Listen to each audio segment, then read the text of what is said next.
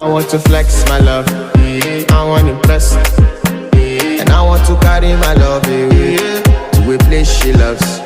I'm